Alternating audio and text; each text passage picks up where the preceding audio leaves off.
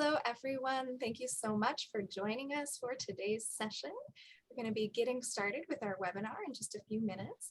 Before we get started, I do have some housekeeping announcements and announcements about upcoming events that I'd love to share with all of you as folks get logged into the webinar today.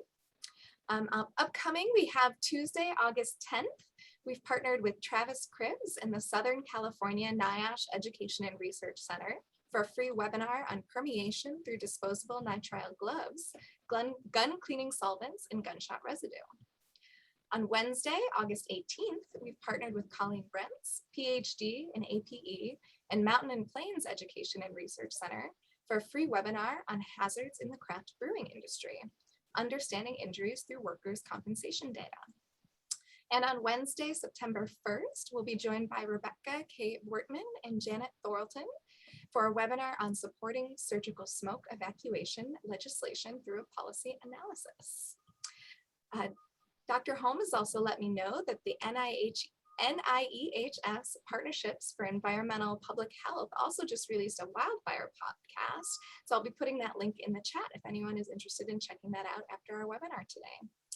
For more information, you're welcome to visit us online at cwh@berkeley.edu/about-CE. And on behalf of the Center for Occupational and Environmental Health, I'd like to welcome you to today's webinar, Wildfire Smoke Exposure in Kids, How to Mitigate Health Effects, presented by Stephanie Holm, MD, PhD, MPH. Thank you for being here with us today. A few housekeeping items before we get started. You're going to be muted during the presentation. If you'd like to ask a question, please enter it into the online Q&A box. We'll be saving time at the end of the presentation to address as many questions as possible. This presentation is being recorded and will be made available on the Center for Occupational and Environmental Health YouTube page. And all participants who logged in with their registration email for the full live presentation today will receive an email tomorrow with a link to the recording and an evaluation form that will qualify you for a certificate of completion with 1 continuing education contact hour. Once the evaluation is completed, you'll be able to access and print your certificate. And without further ado, it is my pleasure to welcome our presenter for today. Dr. Stephanie Holm, MD, PhD, MPH, is an environmental pediatrician and epidemiologist. She is the co-director of Western States Pediatric Environmental Health Specialty Unit and does research on air pollution effects on children's health and works half-time at California EPA in the Office of Environmental Health Hazard Assessment. She got her medical degree from the University of Pittsburgh and did postgraduate medical training at the Children's Hospital in Oakland and University of California, San Francisco, and got her PhD at UC Berkeley. She's been heavily involved in work on health effects of wildfire smoke in children and public health strategies for mitigation for the last few years. Thanks so much for being here. We're looking forward to your presentation. Thank you, Michelle. All right. So I will start with just my usual disclosures, which is just to say that I am lucky enough to get funding from and be employed by multiple agencies and groups, but that my presentation is my own and not representing official stances of any of my various employers or funders. All right, so what will we go over today? So first, we're going to just briefly touch on the scope of the issue, which I imagine many of you are familiar with, especially if you live here in California. We'll talk about why children are especially vulnerable to wildfire smoke exposures. We'll talk about the health effects of wildfire smoke exposure in children, and then we'll talk about some public health considerations, how to know if the air is bad, how to improve your indoor air, what kind of masks are options for kids, and then go from there. All right. So the first thing I like to say is just a reminder that wildfires, even individual wildfire events, can expose very large populations to smoke. So this is an image from last fall. This is October 1st when we had multiple fires burning around the state of California. Those of you who are local may remember that there were lightning strikes that happened in multiple areas simultaneously, set off a number of fires. And so you can see, there were a number of fires burning, but there's also smoke covering a much larger area, right? Not just local to those individual fires, but really blanketing much of the state of California. The images on the right are actually from around the same time period. These are pictures that I took here in the Bay Area. You can see that at that time, the closest fire to us was hundreds of miles away. And yet you can see just visually how bad the smoke was on some different days. So these are all images that I took from the same location around noon on different days. And you can really see the drop off in visibility. So the image at the top is a day when the AQI is in the green range. That's the good range. And you can see sort of, if you look off into the distance there, there's kind of three sets of hills, right? There's a close one on the right that's green. There's that middle set of hills. And then there's a third set off in the distance that you can see. Even moving from the green to the yellow range, which is the moderate AQI range, we already lose that third set of hills. I don't have one in the orange range because things were jumping so fast, I never managed to catch one there. But going into the red range, which is the unhealthy range, you can see we've lost that second set of hills, right? You can only see that closer one. And by the time we get into the hazardous range, you really can't even see that close hill at all anymore. The furthest thing you can see is this freeway on-ramp, which is about half a mile from where I was taking the image, maybe a little closer as the crow flies. So, really impressive drop in visibility with increasing AQI. And I think it's just a nice example of just how impressive the smoke exposure can be, even very far away from the smoke events. Obviously, remember that there are lots of things that can get in the way of your ability to assess AQI visually, right? Fog, rainy days, etc. You may not be able to tell. So this certainly isn't something you want to rely on, but I do think it's a nice way to sort of remember how bad things can be. I often, when I'm presenting to national audiences, bring this up, and I wasn't sure how many folks we might get from outside of California today, so I thought I would mention this, which is that the NOAA, so National Oceanic Atmospheric Administration, estimates that there's going to be a really large increase in the number of weeks with risk of very large fires in a lot of areas across the country. And this is comparing the mid-21st century to the end of the 20th century. And I think, oftentimes sort of more national audiences think of wildfires as a California or Oregon problem. But if you look at the areas where the risk is really increasing the most, it's areas like Montana, Wisconsin, Minnesota, right? Sort of northern areas near the Great Lakes there. There's quite a large increase in Louisiana and parts of the Deep South. And, remembering that smoke from wildfire events can go hundreds of miles, this essentially means that the whole US is within, or nearly the whole US is within smoke traveling distance of somewhere that's going to have an increase in large fires, right? And so this is something that we should all be paying attention to if we're not already. All right, so why are children more vulnerable? I use this slide to talk about children's vulnerability to environmental health exposures in general. So we'll talk through each of these 3 points and then specifically relate them to wildfires.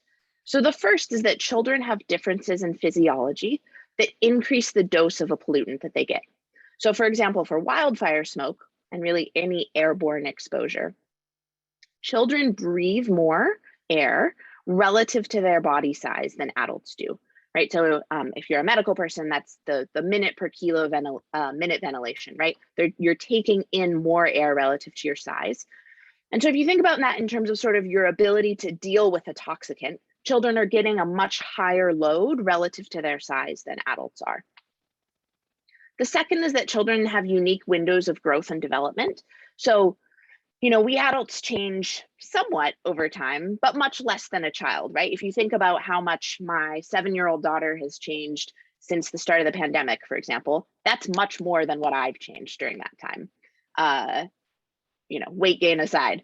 But children have these unique windows of growth and development where they may be changing quite rapidly. And so insults that happen during those periods can have particular effects, right? So if you think about puberty, for example, there are huge changes that happen in puberty.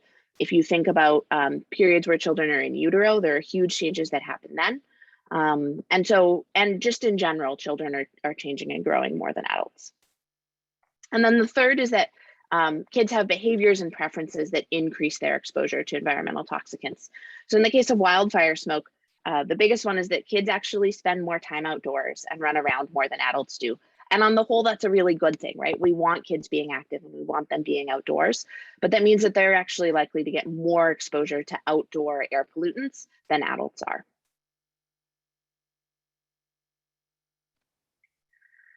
Okay, so what's contained in wildfire smoke? Wildfire smoke is largely particulate matter. There are other components, we'll talk about those in a minute. But if you're not familiar, particulate matter is sort of a grab bag term. This is something that doesn't have one specific chemical structure, but is instead defined by size. So PM10 are particles 10 microns in diameter and smaller, PM2.5 or 2.5 microns in diameter and smaller. And this is sort of a classic EPA image to just sort of hit home just how small these things are that we're talking about. So this large columnar structure in the middle is a single strand of hair. So if you look at your own hair, right, imagine how thin that is. The idea is that 5 PM10, roughly 5 to 7 PM10 could fit across the diameter of your human hair, and roughly 20 PM2.5 can fit across that. So these are really, really small things that we're talking about. Particulate matter makes up a large proportion of what's in wildfire smoke. It's also some of the best understood of the pollutants that are in wildfire smoke. And so I'm going to talk a lot about those.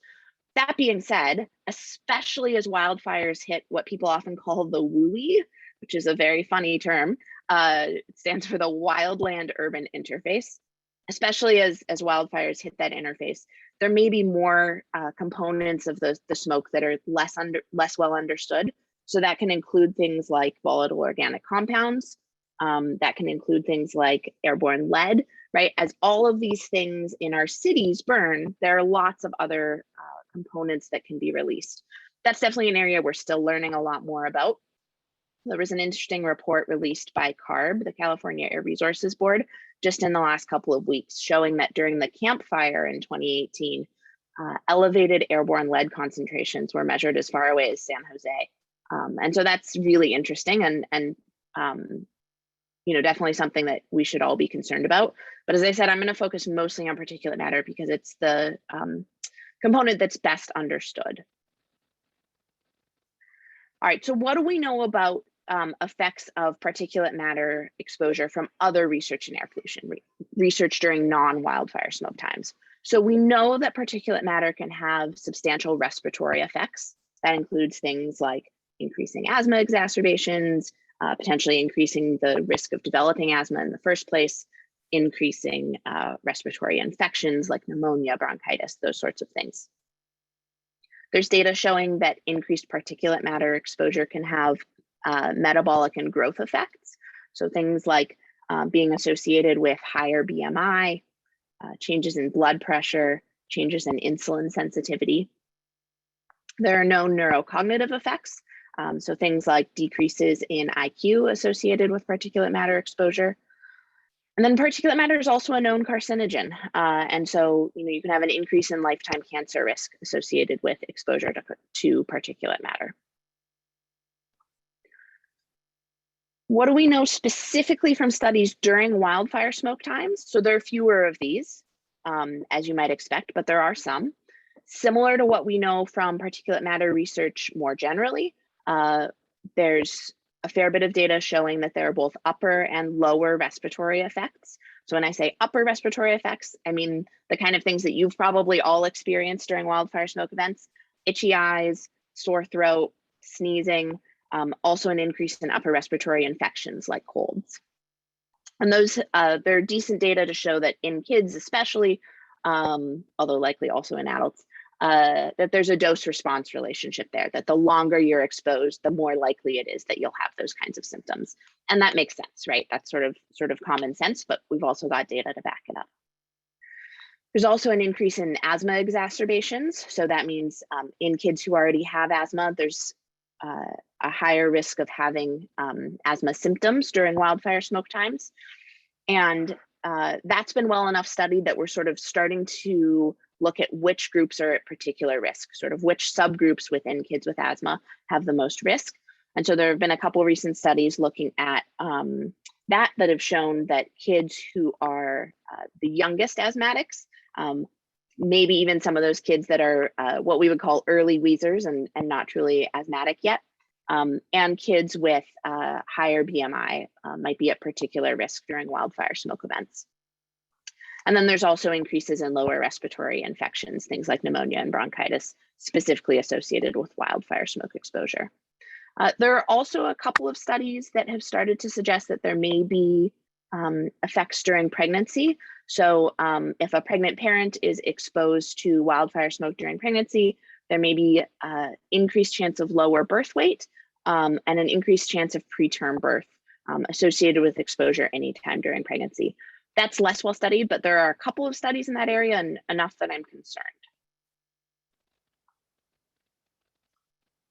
All right. I figured I'd just call out a couple of new and particularly notable publications in the last year in this area.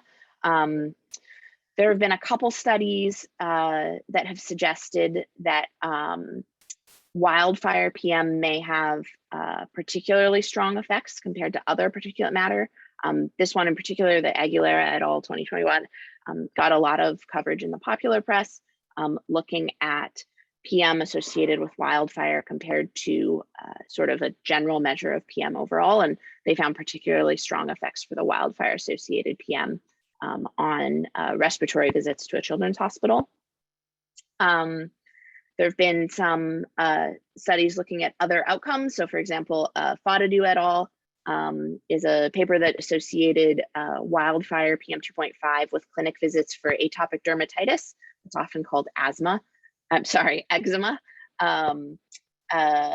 for itch. So there's association. That was during the campfire. What else? The Howard one was looking at that there was a particularly high risk in indigenous populations. And this Del Pozo Cruz one I found interesting because this was actually looking at sort of the public health messaging and found that, it wasn't until you got to pretty high AQI levels that folks changed their behavior during wildfire smoke events, despite the fact that in their area in Australia, they were giving messaging to decrease outdoor exposures at lower levels. So some interesting work there.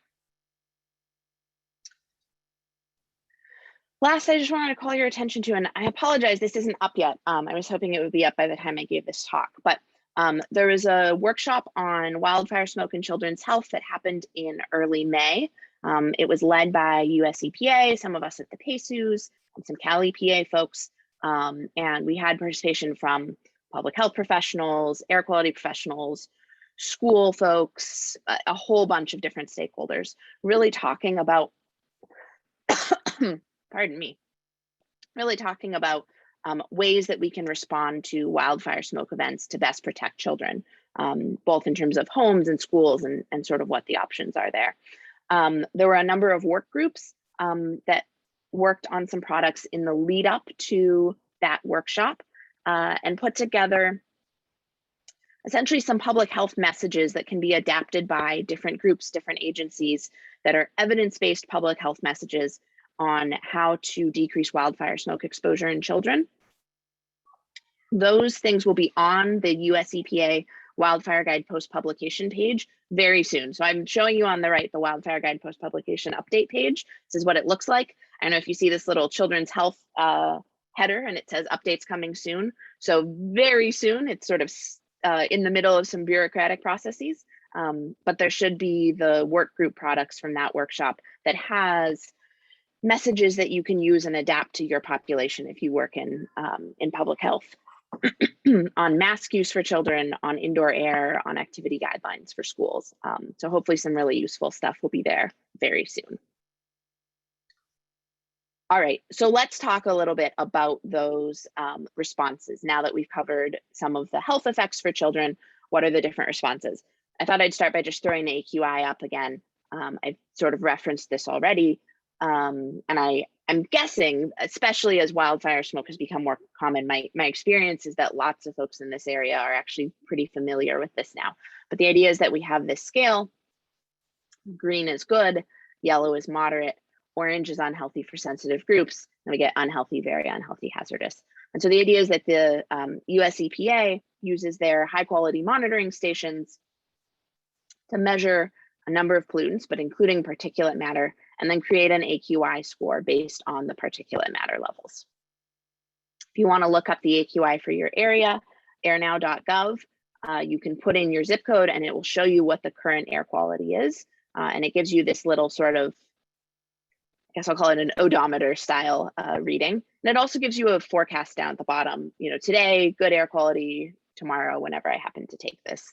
I don't remember what date I took this screen cap, but whenever this was, the next day was predicted to be moderate.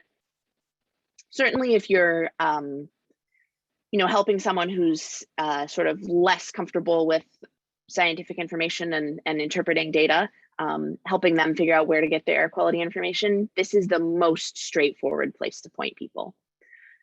If you're a little more facile and you want to look at stuff, I would recommend actually using this, which is the fire and smoke map. So it can be found at fire.airnow.gov. This is actually a pilot program, so it changes a little bit, but it's got a couple of different pieces of information on here. So it includes that same data that gets put on the AirNow page I showed you a minute ago. These circles represent the sort of expensive, high quality stationary EPA monitors. You can see there's one here on this image and one up here. This is a screen cap I happened to take last week up in the Chico area. It's also got these little squares on it. So these are low cost sensors. These ones happen to be made by Purple Air, if you have heard of those before.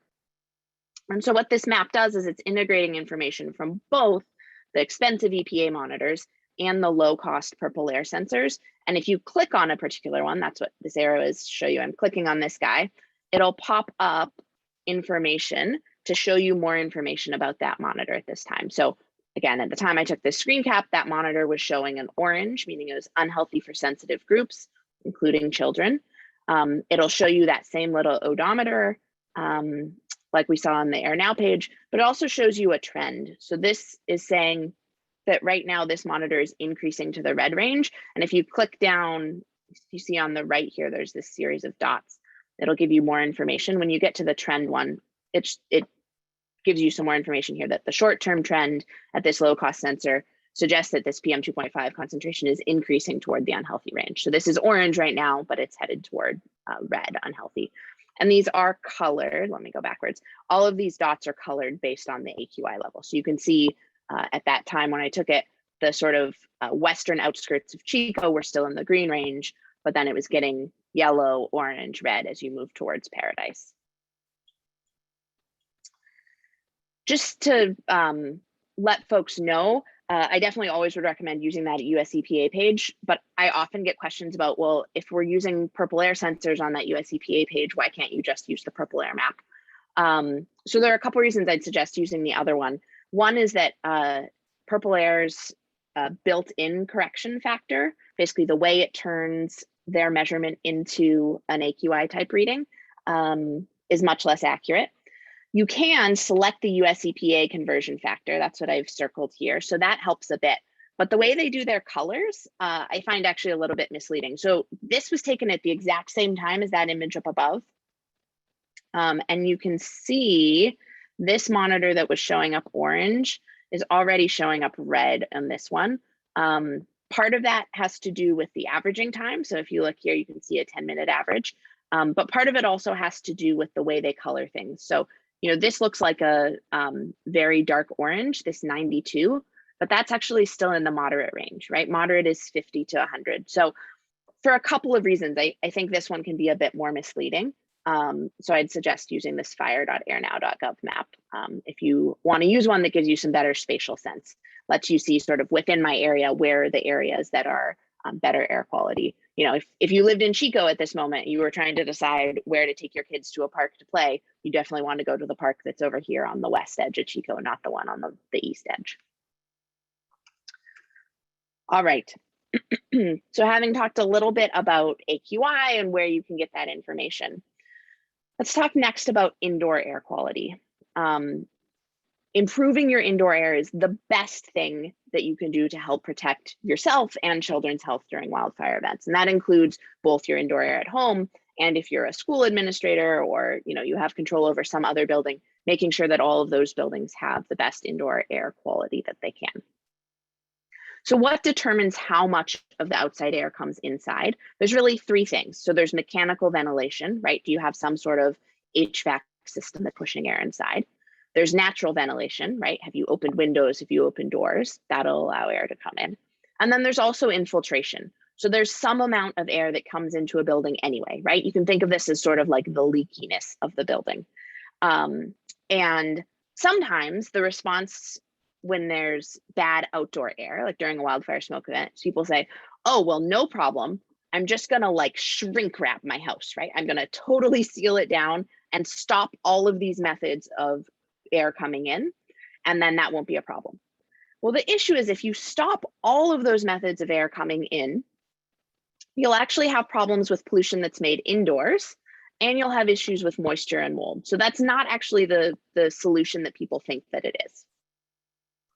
So the key is to actually filter your air, because you still want to have airflow. And so you want to make sure that the airflow that's coming in, instead of most of it coming in through natural ventilation or through infiltration, that it's coming in a filtered way as much as it can. So if you have HVAC, the way to do that is to pick a filter that's rated MERV 13. That's minimum efficiency rating value, MERV 13 or higher. And that way you make sure that most of the air coming in is coming in through a filter. If you don't have central air, then you can use portable air filters, and you want to make sure they have a high enough clean air delivery rate for your space. We'll talk more about that in a moment.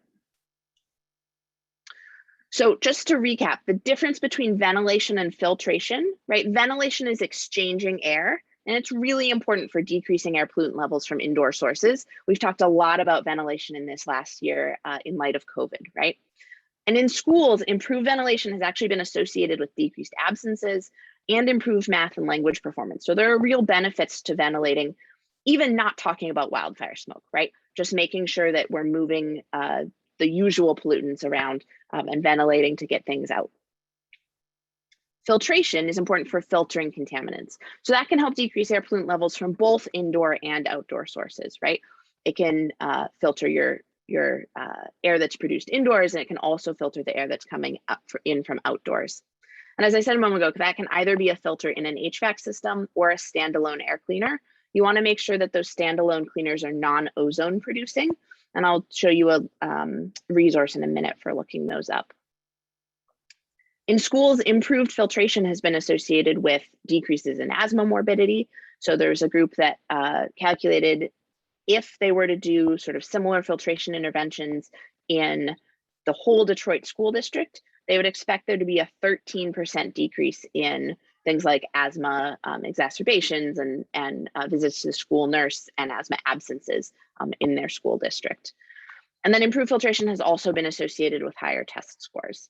Again, those are all non-wildfire times, just sort of in regular school operations.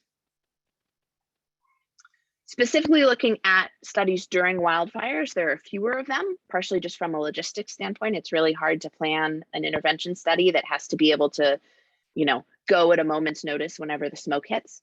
But there's a modeling study that was done in Southern California homes from some colleagues up at Lawrence Berkeley that showed that increasing the HVAC to run continuously, even with a lower MERV rated filter, actually decreased indoor particulate matter levels during wildfires. Of course, if you continuously run it with an improved filter, that has a bigger decrease. I think interestingly, just increasing the filter, but not running the air through the filter as frequently, right? So having sort of an intermittent HVAC operation instead of continuous, actually didn't decrease it as much as just continuously running HVAC. And so I think this is one of those good reminders that gut reaction of like, oh, there's smoke out, let's not run the HVAC very much, let's not pull in air from the outdoors, it can actually be problematic because then you still have that air infiltrating through those other ways, right? Sort of through the leaky building envelope, but you're not filtering it.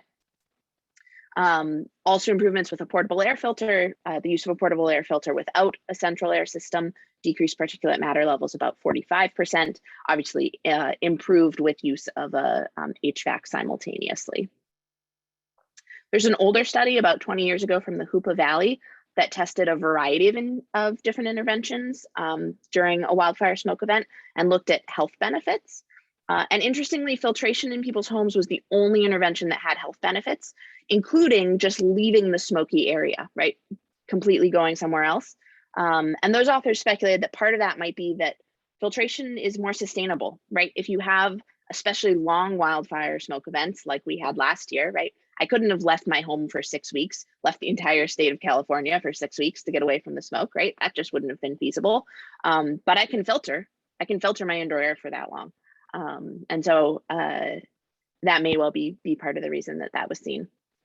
And there's a study out of British Columbia that took a number of homes and trialed portable air cleaners sort of with true versus sham filtration and found that the portable air cleaner intervention, the particulate matter levels in the homes decreased about 65% during wildfire smoke events. So really substantial decreases. All right, so to recap that indoor air stuff, I put it all on one slide. If you've got HVAC, you want MERV 13 filters or higher.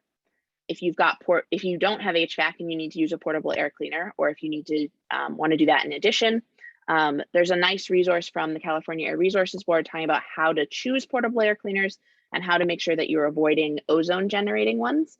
I would say that the easiest way to avoid ozone generating air cleaners is to make sure that you're using a mechanical air cleaner rather than an electronic one. So you don't want one of the ones that produces ions, you want one of the ones that has a filter in it. There's also some emerging data on what people call these DIY air cleaners. So there's a screen cap on the right of the Puget Sound Clean Air Agency showing how to make your own air cleaner, basically using a box fan and in some way attaching a MERV 13 filter to the front of it. And you're then pushing air through that filter. I think it's not clear yet what the longevity of these is. So if you have the ability to buy a commercial air filter, that's probably preferable. There was just recently an Underwriters Laboratory study looking at the safety of these sort of DIY air cleaner devices that suggests that as long as you're using a modern fan with them, so that's roughly 2012, I think, or later, that these are likely safe, likely no increase in fire danger. That may not be true with older box fans. And there's data to show that these can really decrease the indoor particulate matter levels. As I said, I don't know of any yet, though, looking at the longevity of these devices, how long those will last before you burn out the fan. So definitely something to just keep in mind, but potentially a much lower cost option.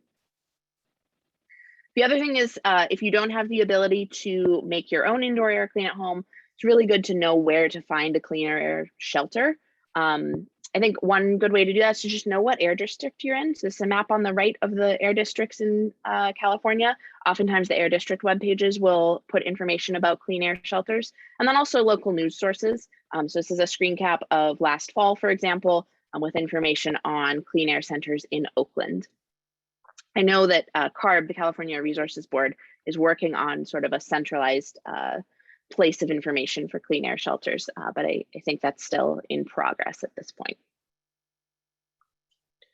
All right, so we spoke a bit about indoor air as the best option, most sustainable option. You can protect the most people, sort of most bang for your buck, right? Let's talk a little bit about masks and respirators. So when we're thinking about masks and respirators for things like wildfire smoke, things like air pollution, where you're trying to protect the wearer. And I'll give a slight caveat here for a second and just say that's different, of course, than use of face coverings, masks, respirators for things like COVID, right? Where there's both sort of what folks would call source control, right? Trying to protect you from my respiratory droplets, as well as trying to protect me. So I'm going to set that aside for a second. We're just talking about masks and respirators for wildfire smoke.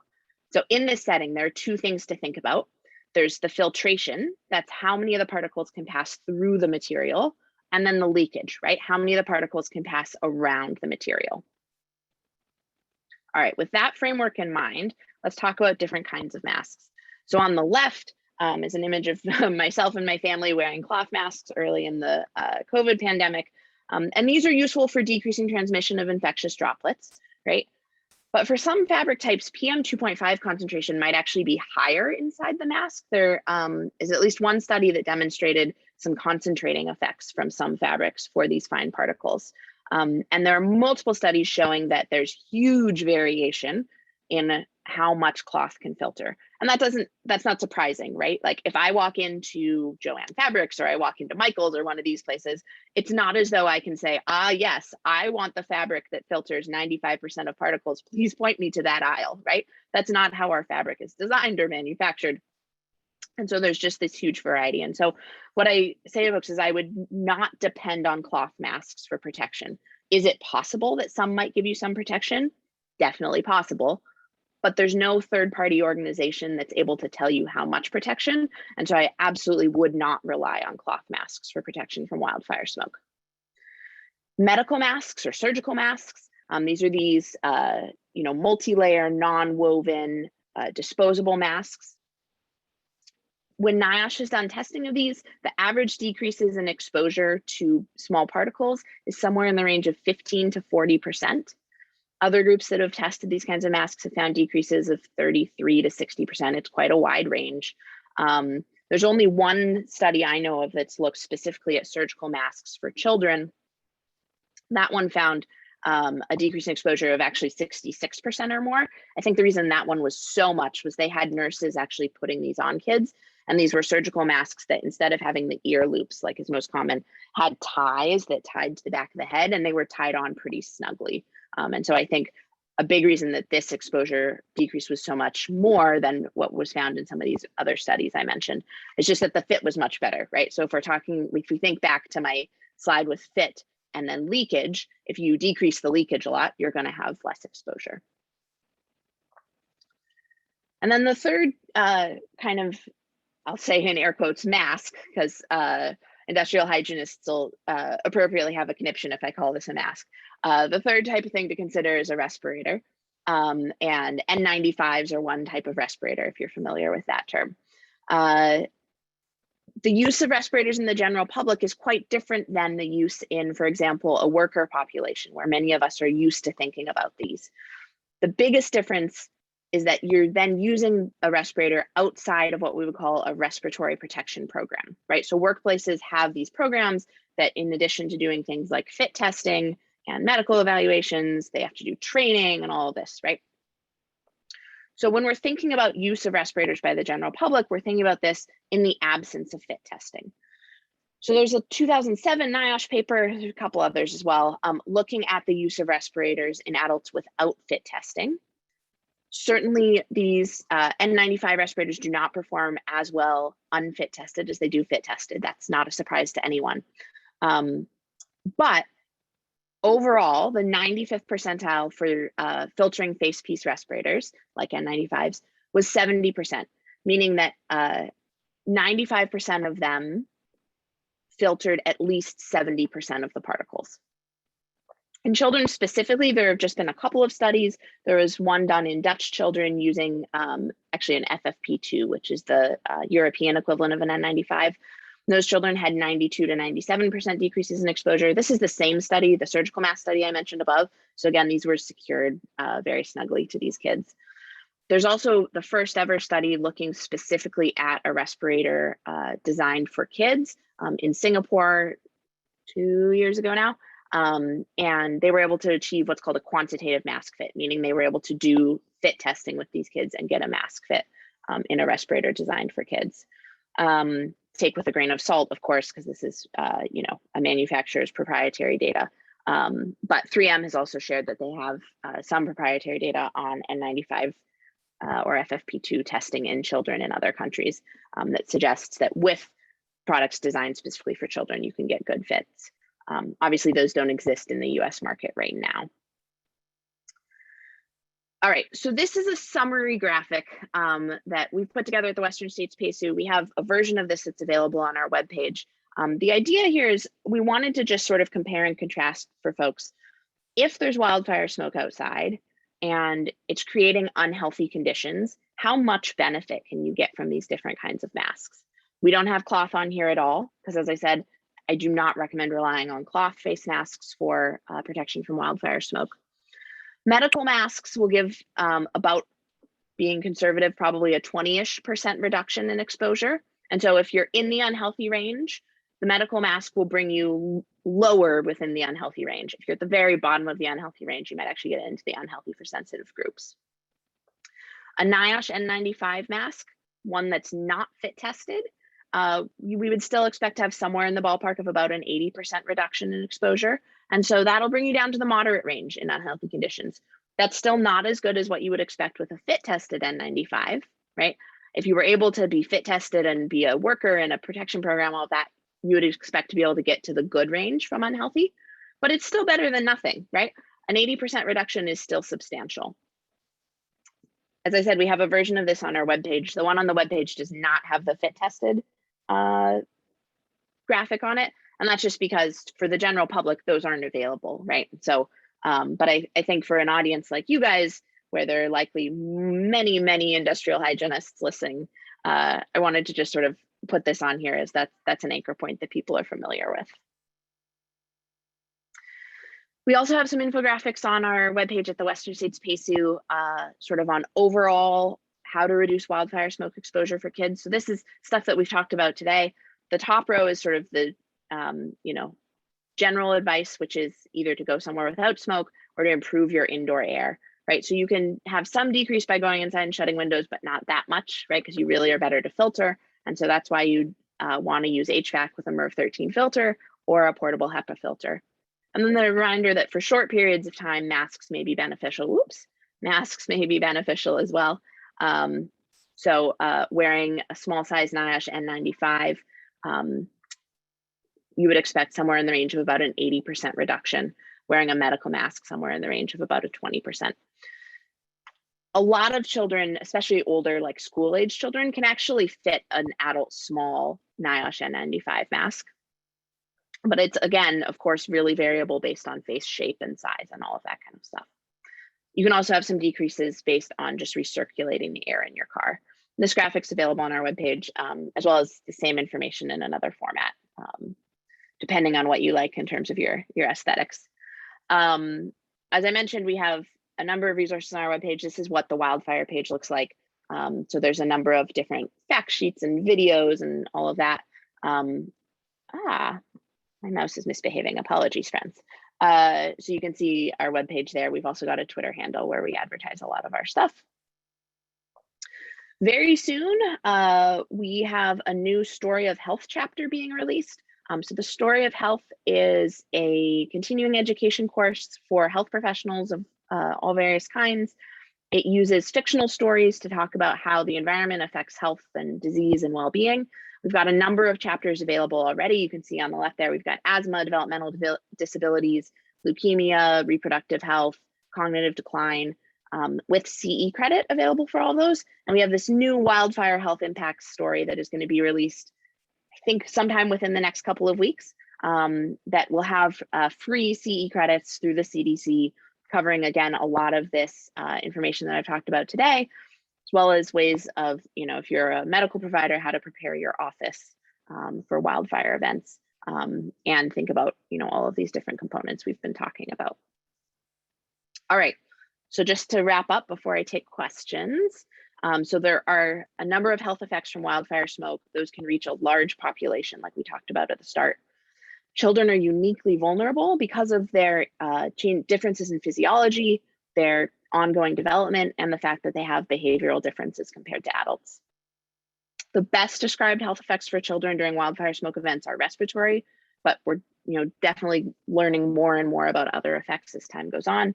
And then in terms of ways to respond during wildfire smoke events, we talked about where to get your info. We talked about ways to clean your indoor air. And we talked about what kinds of masks can be most helpful, that we expect the N95s are going to be most helpful, even in the absence of fit testing. But that, of course, just how helpful those are is going to depend on how good the fit is, whether you're an adult or a kid. It's all about how well that fits you.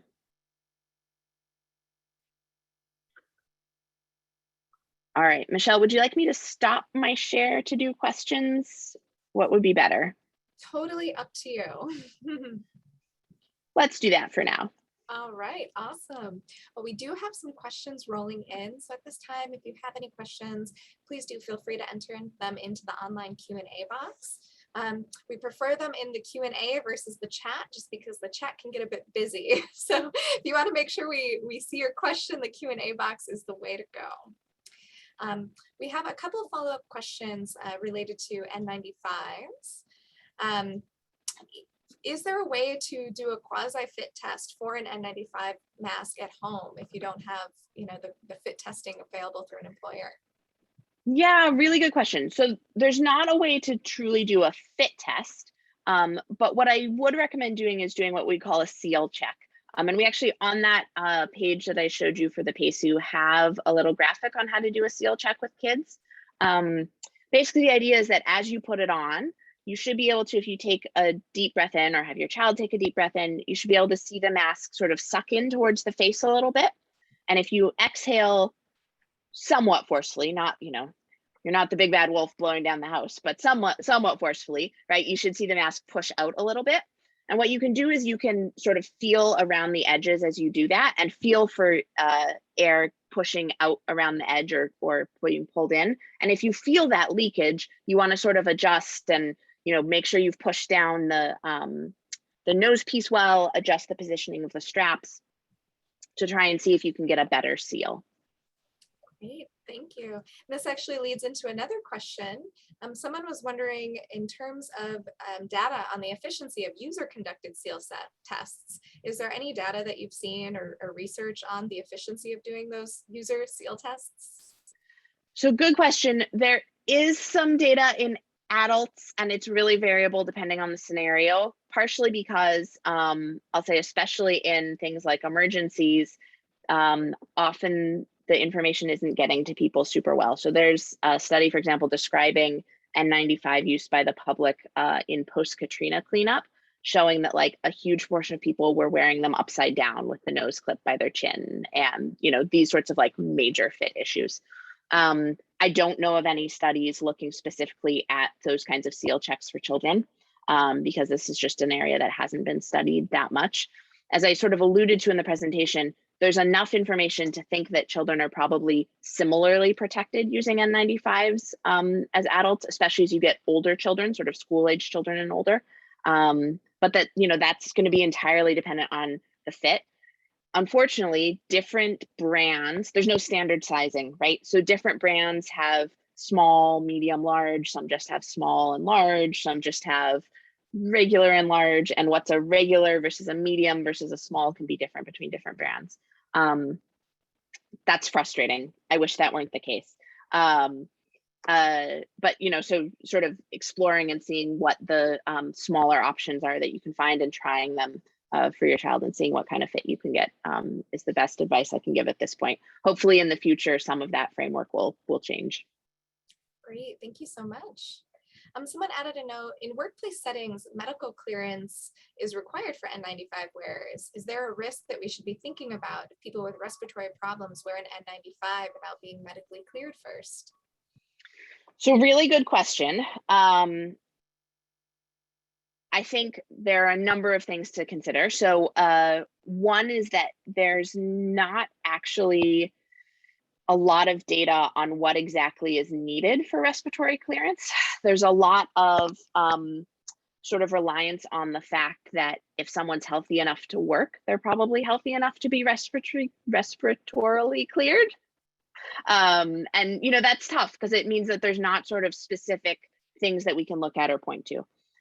I'd say in some sense, we've been doing sort of an interesting experiment this whole last year with everyone wearing other kinds of face coverings, because the pressure drop across an N95 is often actually much less than the drop across something like a cloth mask. And so, the fact that so many people have tolerated cloth masks relatively well actually probably implies that folks can tolerate N95s. But I think the general advice that we always give from the PACU is that you should only be using N95s with kids who are old enough to tell you and to be able to express if they're having a problem, right? Like if they say, I don't feel good, I'm having trouble breathing, I feel lightheaded, you take it off, right? And that's why it's good to have an indoor space that's clean. So you have an option to be in a clean indoor space and you don't have to keep wearing that N95. Thank you. We've also got a couple questions about the difference between a KN95 and an N95. Yeah, so it's funny because I used to never get that question because international products weren't allowed in the US, right? And with some of the changes due to COVID, they were temporarily allowed onto the US market. And theoretically, I think that's actually supposed to be stopping now. But I would say a couple of things. So one, I don't know if you noticed, but on my graphics, I actually specifically called out NIOSH certified N95s, not just N95. And that was intentional N95 is not in any way like a protected or restricted term. So I could sew a mask and call it an N95 because I felt like calling it an N95, and there's nobody to stop me from doing that. So you really want to make sure that it's a NIOSH certified N95, so you know that that means something. KN95s do not have to meet the same standards as NIOSH certified N95s. Specifically, actually, the regulations are quite different about fit. And as we talked about earlier, right, there's two things to think about when you think about masks. There's the filtration component and the fit component. And since KN95s don't have to meet a fit component, you can have huge amounts of leakage around them. And that's also why many folks have noticed KN95s often have ear loops, whereas the N95s very rarely do. In fact, I don't think I can think of any N95s that have ear loops, and it's because they're required to fit better. And so they have to be being pulled tighter to your face. So I would really stick with NIOSH certified N95s. I think the other problem, and NIOSH illustrated this really nicely early in the pandemic when they tested some of the KN95s coming in, that there was just really wide variability in how well those were performing. Thank you so much. That's a great answer. We had somebody else asking about PM 2.5 being strongly and consistently associated with an increased risk of cardiovascular outcomes. Is that something that you also see in children? So yeah, the questioner is right. It is very consistently associated with cardiovascular outcomes in adults. That's much less commonly seen in kids. And that's partially just because cardiovascular disease is quite different in kids, right? The kinds of cardiac disease we see in kids is often structural lesions as opposed to coronary artery disease and these kinds of things that are more adult diseases. That being said, what I would call the antecedents, right? The start of those processes almost certainly happen in childhood. We're just not measuring those effects in childhood because it takes a lifetime for those to accumulate. So do I think that wildfire smoke exposure in childhood contributes to adult cardiovascular disease? Absolutely. And there's data to show that that's true for other kinds of PM 2.5 exposure. There's not yet data specifically linking wildfire smoke exposure in childhood to adult cardiovascular disease, but I wouldn't be surprised if we see that there is 30 years from now. Thank you. We also have some questions about guidelines for schools regarding outside activities during poor AQI events. The latest revisions this viewer has seen were from July 2019. Are you aware of any new guidelines for schools and outdoor activities, whether that be playing outdoor sports or playtime, anything like that? Yeah, so this gets really tricky. So I will say first, there is new guidance coming out. The EPA post-production page should have those work group products that were created over this last year. That was a collaboration of lots of experts in a variety of related fields. And there is specific guidance looking at schools and school activities specifically. So look for those. Those should be out soon. One of the things that makes it tough is that as much as we as a field, try and make communication on this clear, right? And the EPA has made this air quality index that has sort of distinct colors and cut points. It's a spectrum, right? And so there's no exact cut point that I can give you where I can say, like, at this point, everything past it is unsafe and everything before this is totally safe, right? And I wish that there were. Like, we get calls at the PACU all the time from schools that are like, please tell me the magic number at which the kids are safe. And I'm like, I really want to tell you the magic number, but there is no magic number, right? And I think there are a number of things that play into that. So one is how good is the indoor air that the kids are spending the rest of their time in? Because spending a little bit of outdoor time playing in slightly worse air probably won't affect you as much if you're going back into really clean air, as opposed to if you're in moderately bad air all the time and then you get an additional load. That's one thing. The other is that as these events stretch on for long periods of time, right? And then we're getting exposure over 3, 4, 5, 6 weeks, kids may have symptoms at lower levels than they were having previously. I think the EPA has set up the scale with orange being unhealthy for sensitive groups for a reason, because that's the range at which we start to see health effects in kids. And so I think using that orange range as sort of your benchmark for where you should be thinking about modifying things is a good idea. But exactly what that looks like is going to depend a bit on your specific school and what you're able to do. Are you able to have really good indoor air? So then you expect that the kids can probably tolerate a little bit of outside time, and that's worth it for their mental health and their ability to exercise a little bit of time in the orange, right? That'll be a little bit different for a school that has indoor air that's in the green all of the time, as opposed to a school that hasn't had any filtration and those kids are being exposed to orange levels the whole day. So it's tough, and I wish there was a like super clean, super simple answer for you. Thank you. When people ask you about the best, cheaper exposure monitoring equipment available, do you always recommend purple sensors, or are there other types of sensors that you would recommend? Yeah, really good question.